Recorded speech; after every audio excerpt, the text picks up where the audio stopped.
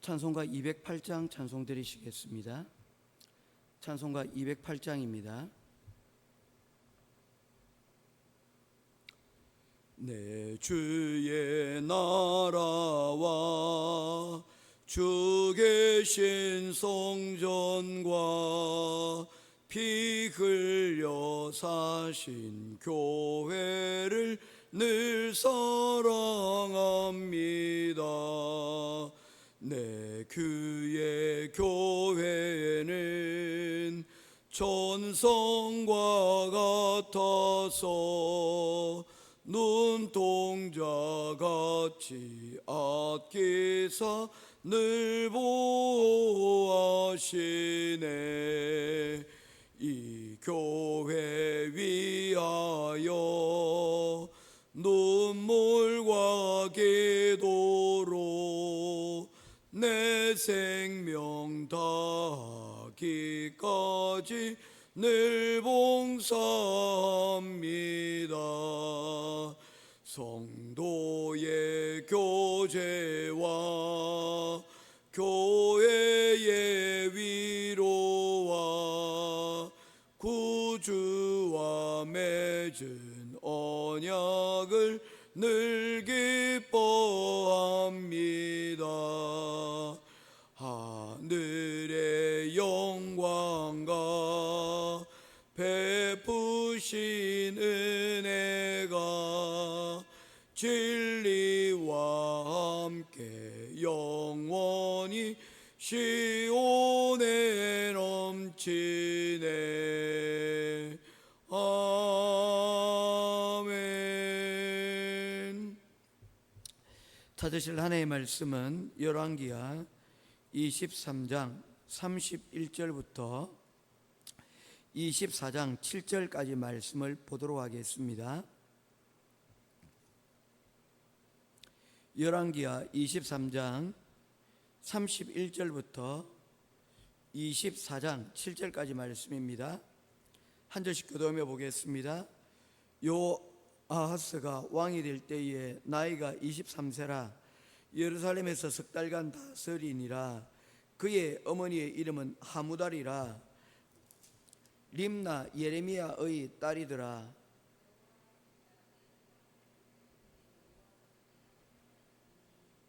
바로 느고가 그를 하맛 땅 림나에 가두어 예루살렘에서 왕이 되지 못하게 하고 또 그 나라로 은 100달란트와 금 1달란트를 벌금으로 내게 하고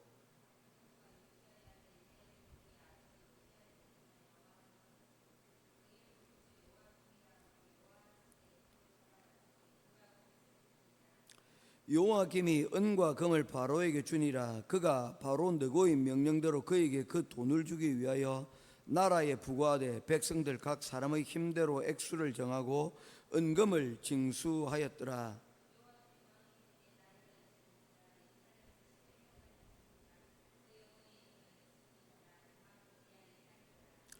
여호야김이 그의 조상의 행한 모든 일을 따라서 여호와 보시기에 악을 행하였더라.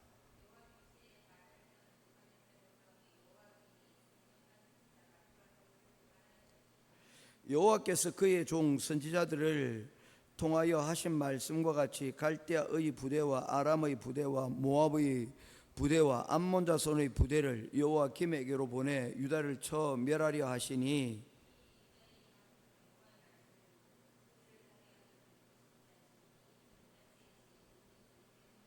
또 그가 무죄한 자의 피를 흘려 그의 피가 예루살렘에 가득하게 하였음이라.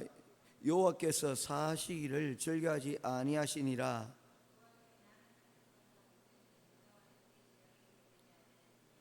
여호야김이 그의 조상들과 함께 잠에 그의 아들 여호야긴이 대신하여 왕이 되니라.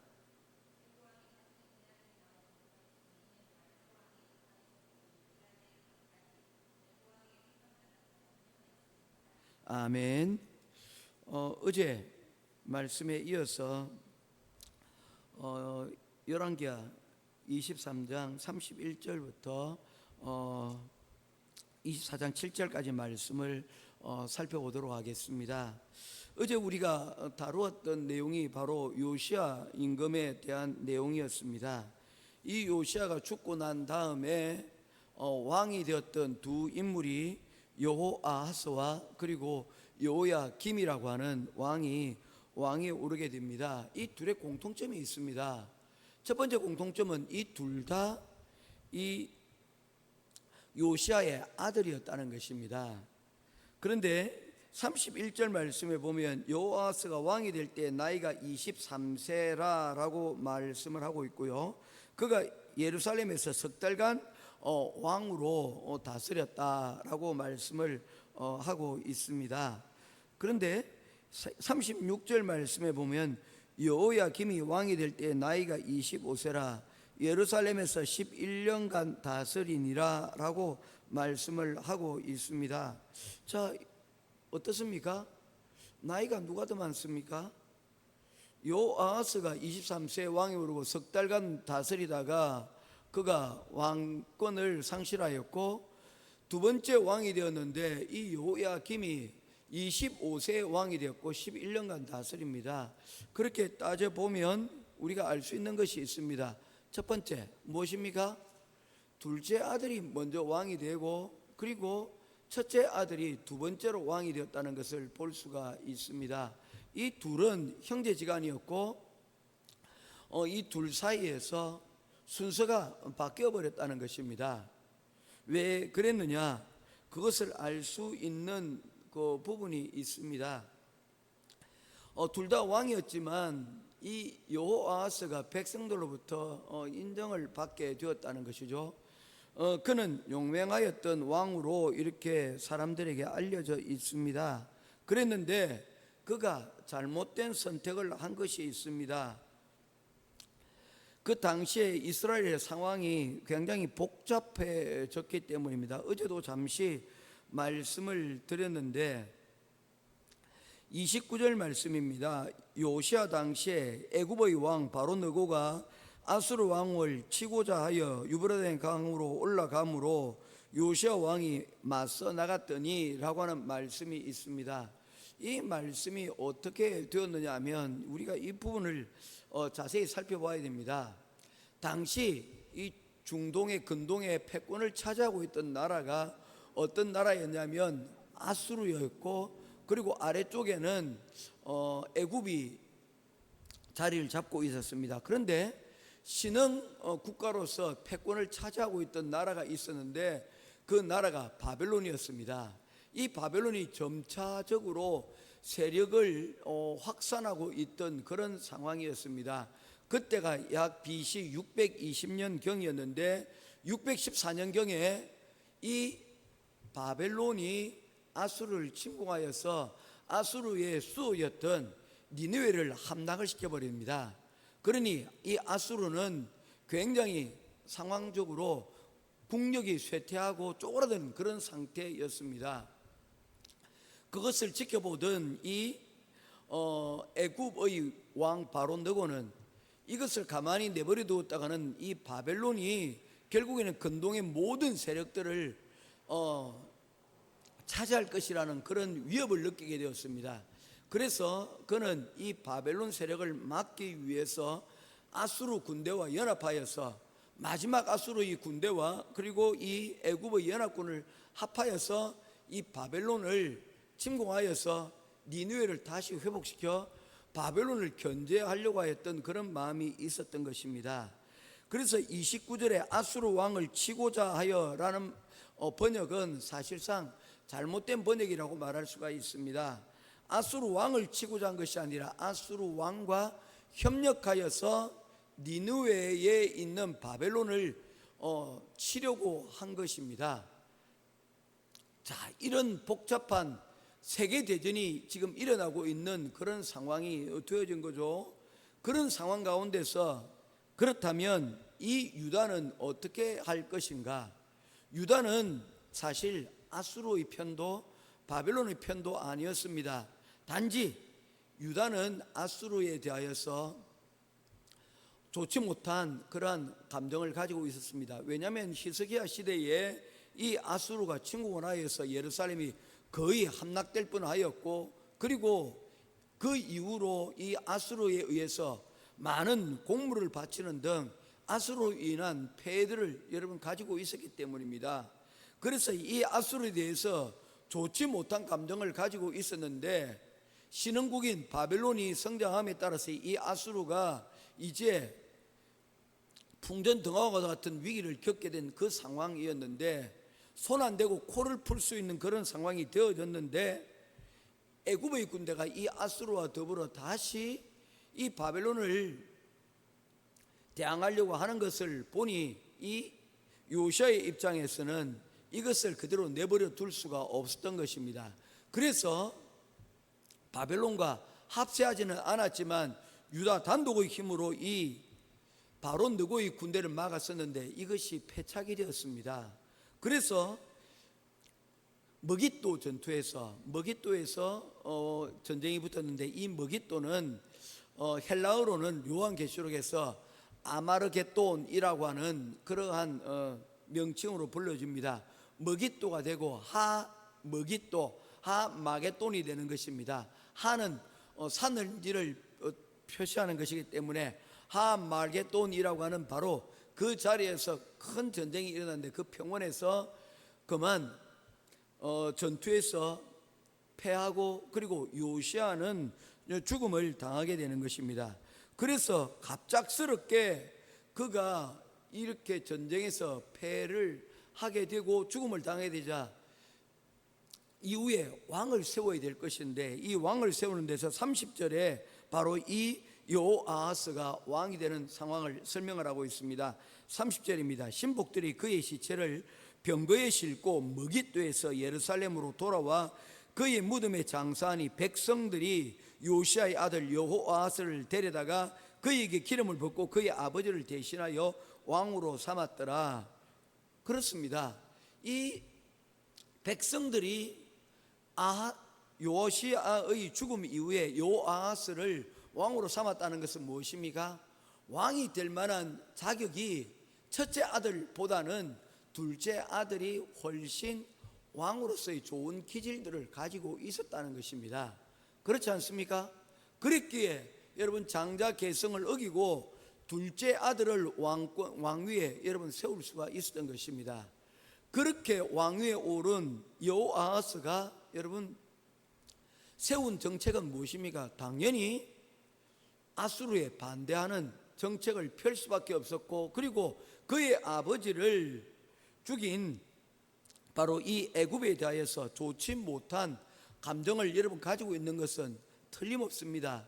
그런 정책을 펼칠 수밖에 없었다는 것이죠. 그런데 이 바로 느고가 연합하여서 이 바벨론을 침공하였으나 결국 니느웨를 함락시키지 못하고, 그 이후로 그 군대를 다시 철수하여 내려오는 그 길에 유다를 들러서 그를 대적하였던 요시아의 상황을 보게 되니, 새로운 왕으로 여호아하스가 왕이 되는데, 보니까 그가 자신을 반대하는 그런 반아수르, 반애굽 정책을 가지고 있다는 것을 보고는 그 왕을 애굽으로 잡아가 버립니다. 그것이 바로 그러한 내용입니다. 31절 여호아스가 왕이 될 때에 나이가 23세라 예루살렘에서 석 달간 왕이 된 것이다 라고 했는데, 바로 그 이유 때문입니다. 33절 바로 느고가 그를 하마 땅 림나에 가두고 예루살렘에서 왕이 되지 못하게 하고, 또 그 나라로 은 100달란트와 금 1달란트를 벌금으로 내게 하고, 바로 느고가 요시아의 아들 엘리야김을 그의 아버지 요시아를 대신하여 왕으로 삼고 라고 이야기를 했습니다. 즉 그를 반대하던 이 여호아하스를 폐위시키고 그를 가두어두었을 뿐만 아니라 그를 애굽으로 데려와 애굽 이 유다의 땅에 헛수아비 왕을 세웠는데, 그 헛수아비 왕의 이름이 바로 누구냐면 요시아의 첫째 아들이었던 여호야김이 왕위에 오를 수가 있게 된 것입니다. 이런 상황으로 이해를 해보면 우리가 알 수가 있는 것이죠. 자, 그렇다면 이 여호야김은 어떤 정책을 펼치겠습니까? 친애굽일까요? 아니면 친애굽이 아닐까요? 뻔하죠. 애굽이 왕에 세운 것 아닙니까? 그러니 이 여호야김은 친애굽 정책을 펼칠 수밖에 없었던 것입니다.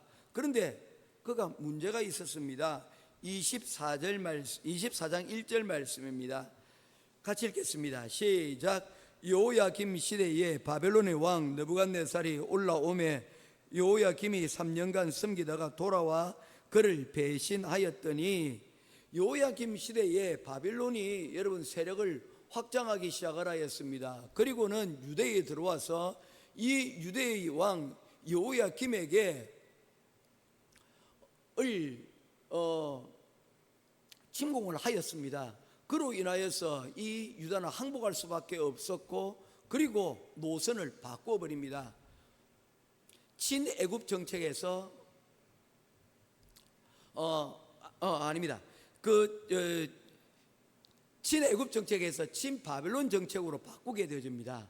그런데 친바벨론이 되었던 바로 이 여호야김이 3년 동안 이 바벨론에 의해서 여러분 섬기다가 이 바벨론을 배신하고 다시 친애굽으로 돌아가게 된 것이죠.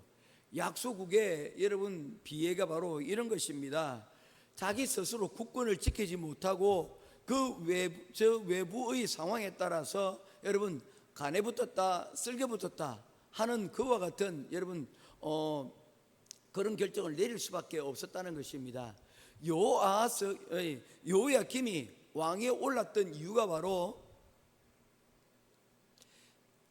그가 애굽의 호수아비 왕이 될 수 있었기에 그가 왕에 오를 수 있었고, 또한 바벨론이 침공을 하였을 때 그를 막아낼 여력이 없었기 때문에 또 바벨론으로 갔다가 또 여러분 상황에 따라서 또 친애굽으로 왔다 갔다 하는 정책을 펼칠 수밖에 없었다는 것입니다. 무엇입니까? 그 마음에 중심이 없었다는 것입니다. 자, 이 모든 이유들을 우리는 어디에서 찾을 수 있는가?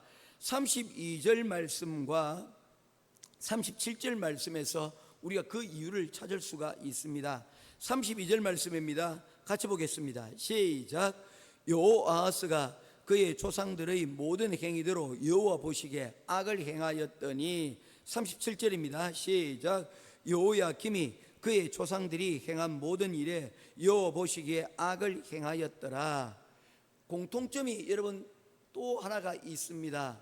그 둘이 요시야 임금 이후에 두 명의 왕이 있었지만 그 첫 번째 공통점은 그 두 왕이 요시야의 두 아들이었고, 두 번째 공통점은 무엇입니까? 둘 다 악을 행하였더라. 그 중심에 하나님이 없었다는 것입니다.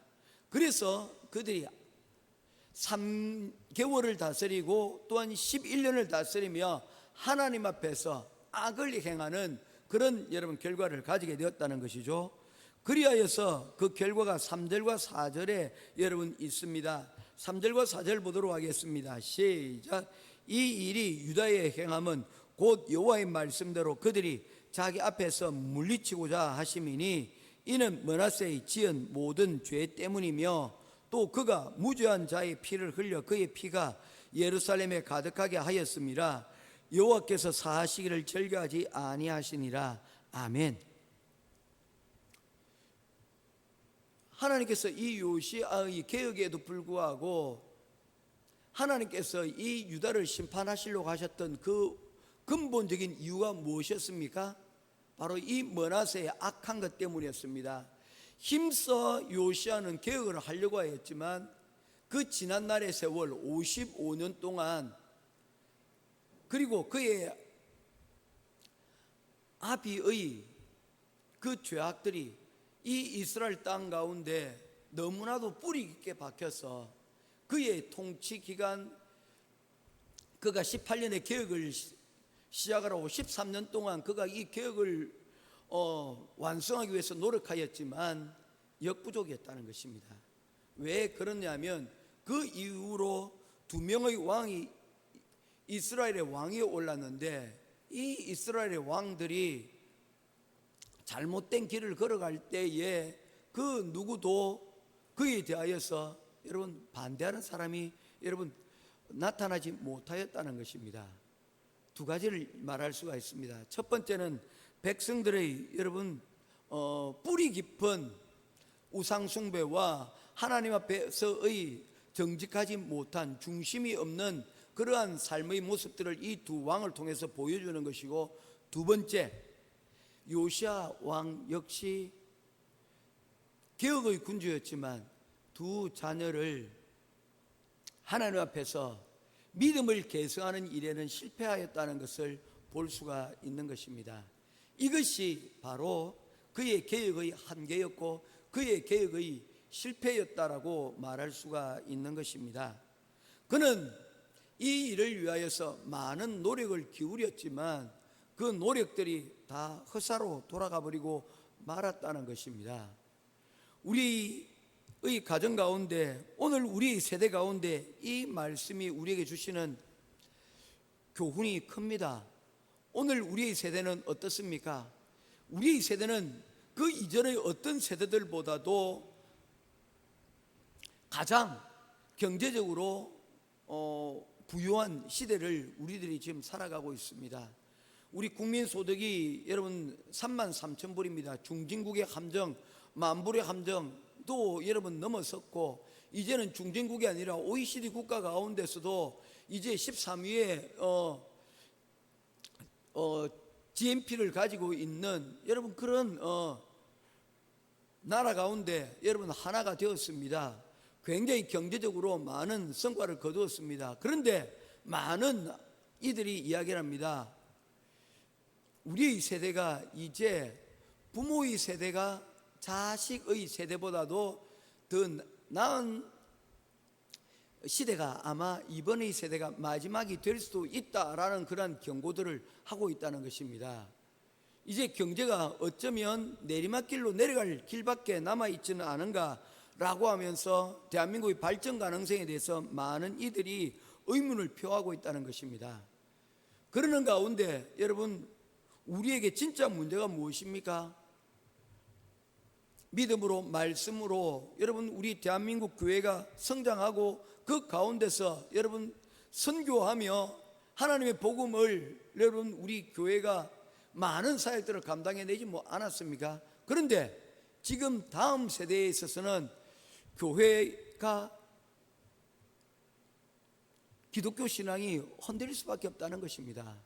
지금 어른들 같은 경우는 대략 아직 한 20% 정도의 기독교 인구가 있다고 얘기합니다. 15%에서 20% 정도 사이라고 얘기하는데, 지금 청소년들에게 있어서는 5%가 채 되지 않는다는 거예요. 어떤 이들은 심각하게 그 수치를 잡고 있는데 1% 정도밖에 여러분 수치를 말하고 있지 않다는 거예요.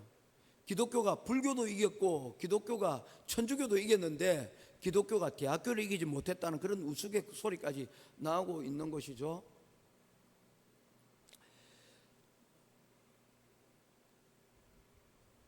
오늘 이 요시야 임금 왕의 이 두 자녀를 통해서 우리에게 주시는 교훈이 무엇입니까? 믿음의 개성이 제대로 이루어지지 못할 때, 그 믿음의 개성이 이루어지지 못할 때, 그 부모의 세대로 그 믿음이 끝이 날 때 결국 나라는 위기를 당하고, 가정은 위기를 당하고, 교회는 위기를 맞고, 결국에는 여러분 멸망의 토대만 쌓아갈 뿐이라는 것을 오늘 성경 우리들에게 말씀을 하고 있는 것입니다. 오늘 이 말씀이 우리 가운데 크게 들려질 수 있기를 주님의 이름으로 축원드립니다. 이 말씀을 우리가 크게 듣고 귀하게 들어 우리의 믿음의 개성이 우리 삶 가운데서 여러분 신앙의 개혁으로 우리 삶을 개혁해낼 뿐만 아니라 이 믿음이 자녀들에게 올바르게 개성이 되어질 수 있도록 우리가 힘쓰고, 우리가 세상을 살아가느라 우리가 잊어버렸던 것들이 무엇이 혹시나 있는지 우리가 다시 한번 더 살펴보고 그 가운데서 하나님의 지혜와 은혜를 구하는 저와 여러분 될 수 있기를 주님의 이름으로 축원드립니다. 기도하겠습니다. 고마우신 아버지 하나님, 은혜와 사랑을 감사를 드립니다. 오늘도 우리에게 주신 하나님의 말씀을 붙들고 기도하며 나아갑니다. 우리의 기도 가운데 하나님 함께 하시고, 우리의 기도를 통하여서 하나님 요시아가 하였던 그 개혁뿐만 아니라 그가 이루지 못했던 믿음의 개성 또한 하나님 우리가 신경 써서 이 일들을 우리가 감당해 나갈 수 있도록 인도하여 주시옵소서. 제2의 요시아가 있었더라면, 제3의 요시아가 있었더라면 아마도 그 가운데서 변해가는 세계 정세 가운데서 흔들리지 않고 그의 아버지 요시아처럼 나라를 바르게 세워나갔을 것인데 그렇지 못하였습니다. 오늘 우리가 우리의 세대에만 하나님 우리가 관심을 가지고 우리가 거기에만 매몰되지 아니하도록 주님 도와주시고, 우리가 진정 바라보아야 될 것이 무엇인지를 바라보아 하나님 주시는 은혜 가운데서 하나님 나아갈 수 있도록 하나님 함께하여 주시옵소서. 특별히 믿음의 개성들이 잘 이루어져 하나님 우리보다 더 나은 믿음의 자녀들이 하나님 이 땅 가운데 세워지고, 또한 그들을 통하여서 하나님의 교회가 또한 하나님의 말씀이 이 가운데서 부흥하고 흥왕할 수 있도록 하나님 함께하여 주시옵소서. 오늘도 시간 우리 삶 가운데 우리 자녀들을 하나님 깊이 사랑하며 그들을 위하여 기도할 때 그 기도가 우리 가운데 이루어지기를 간절히 소원하오며, 살아계신 우리 주 예수 그리스도 이름으로 간절히 기도드리옵나이다. 아멘. 하늘에 계신 우리 아버지여, 이름이 거룩히 여김을 받으시오며 나라의 마옵시며 뜻이 하늘에서 이룬 것 같이 땅에서도 이루어지이다.